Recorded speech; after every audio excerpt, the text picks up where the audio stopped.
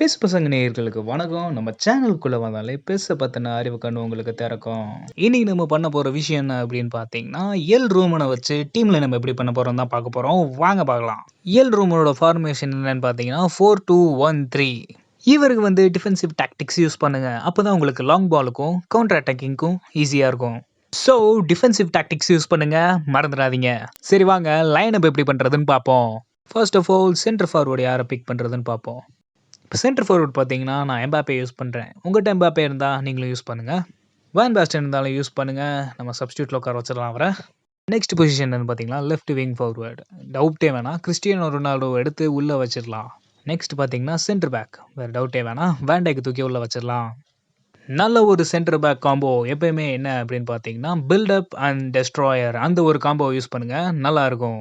ஒரு பில்டப் ஒரு டெஸ்ட்ராயர் அந்த காம்போ நல்லாயிருக்கும். அதுவும் இல்லைனா 2 பில்டப்ஸ் வச்சு நீங்கள் யூஸ் பண்ணலாம், அது ஓகே தான்.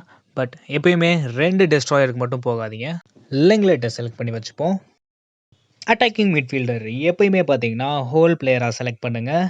ஏன்னா ஹோல் பிளேயர் மட்டும்தான் இந்த ஃபார்மேஷனுக்கு அட்டாக்கிங் மிட்ஃபீல்ட் செட் ஆவாங்க. ஸோ நான் யூஸ் பண்ண ஹோல் பிளேயர் யாருன்னு பார்த்தீங்கன்னா வாண்டி பீக். மோஸ்ட்லி லெஜெண்ட்ஸை வச்சு ஸ்குவாட் பில்ட் பண்ணுங்கள். ஸோ நான் லாம்போர்டு எடுத்து சப்ஸ்டியூட்டில் போடுறேன். Next right back and left back. Mostly offensive full back try பண்ணுங்கள். நான் offensive full back Maldini use பண்ணுறேன் ரைட் பேக்கில். அவருக்கு நான் பொசிஷன் பூஸ்டர் போட்டிருக்கேன். அதனால் அவருக்கு 91 வரைக்கும் போகும் ரைட் பேக்கில்.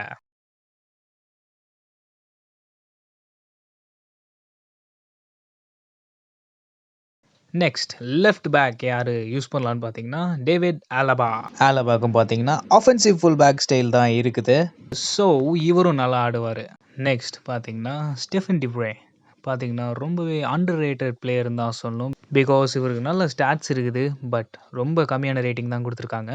அவர் அந்த அளவுக்கு ஒர்த்தான பிளேயர் இல்லைன்ற மாதிரி சொல்கிறாங்க. பட் ஸ்டாட்ஸ் பார்த்தீங்கனாலே உங்களுக்கு தெரியும், 95+ தான் வச்சிருக்கிறாரு எல்லாத்தையும்.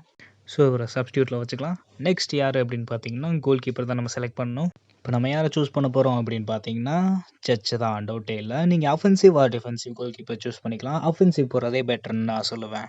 பிகாஸ் நிறைய பேர் அஃபென்சிவ் கோல் கீப்பர் தான் ப்ரிஃபர் பண்ணுவாங்க. ஸோ நீங்கள் அஃபென்சிவ் கோல் கீப்பரே ப்ரிஃபர் பண்ணலாம். அடுத்ததாக ஒரு சென்டர் மிட்ஃபீல்டரும் ஒரு டிஃபென்சிவ் மிட்ஃபீல்டரும் யூஸ் பண்ணுங்கள். இப்போ டிஃபென்சிவ் மிட்ஃபீல்டுக்கு நான் ஒரு ஆர்ச்செஸ்டர் பிளேயரை யூஸ் பண்ணுறேன். நீங்கள் ஒரு ஆர்ச்செஸ்டர் யூஸ் பண்ணலாம், இல்லை ஆங்கர்மேன் யூஸ் பண்ணலாம், இல்லை டெஸ்ட்ராயர் கூட யூஸ் பண்ணலாம். பிகாஸ் எல்லாமே இந்த ஃபார்மேஷனுக்கு செட் ஆகும். இந்த ஃபார்மேஷனோட ஸ்பெஷாலிட்டி எதுன்னு சொல்லலாம். பிகாஸ் எந்த ஃபார்மேட்டில் செட் பண்ணாலும் டீம் நல்லாயிருக்கும். ரைட் விங்கர் முகமது சாலா யூஸ் பண்ணிப்போம், நல்லா ஆடுவார். சேஃபர் சைடுக்கு ஃபெர்னாண்டினோ டோரஸை தூக்கி சப்ஸ்டியூட்டில் வச்சுக்கலாம். பிகாஸ் கண்டிப்பாக யூஸ் ஆவார். நமக்கு இன்னொரு கோல் கீப்பர் தேவைப்படாது. பிகாஸ் சேச்சே ஆல்ரெடி பி ஃபார்மில் தான் இருப்பார். ஸோ நமக்கு தேவைப்படாது. ஐயோ என்ன செஞ்சு ரொம்ப மாற்றி வச்சிட்டேன், ஐம் சாரி. எடுத்ததுலேயே வச்சுருவோம், அதான் நல்லது. அடுத்ததாக நம்ம எடுக்க போகிறது யாருன்னு பார்த்தீங்கன்னா சென்டர் மிட்ஃபீல்டர். சென்டர் மிட்ஃபீல்டர் எப்படி இருக்குன்னா, ஒரு பால் வின்னிங் கேப்பபிலிட்டி உள்ள நல்ல பிளேயராக எடுக்கணும். நான் வந்து மேத்தர்ஸ் எடுத்துக்கிறேன். மேத்தர்ஸ் வந்து ஓரளவுக்கு நல்லா பால் வின்னிங்லாம் பண்ணுவார். அண்ட் கண்டிப்பாக விங்கர்ஸை வந்து சப்ஸ்டியூட்டில் வச்சுக்கோங்க. நான் வந்து கெனாப்ரி எடுத்து உள்ளே வச்சுக்கிறேன். அப்புறம் லெஃப்ட் விங்காக மேனே எடுத்து உள்ளே வச்சுப்போம். அவ்வளோதான், டீம் செட் ஆயிடுச்சு. இப்போ நம்ம கேம் பிளே போகிறதுக்கு முன்னாடி நான் லாம்பார்டே உள்ளே வச்சு விளையாட போகிறேன். வாங்க கேம் பிளே பார்க்கலாம்.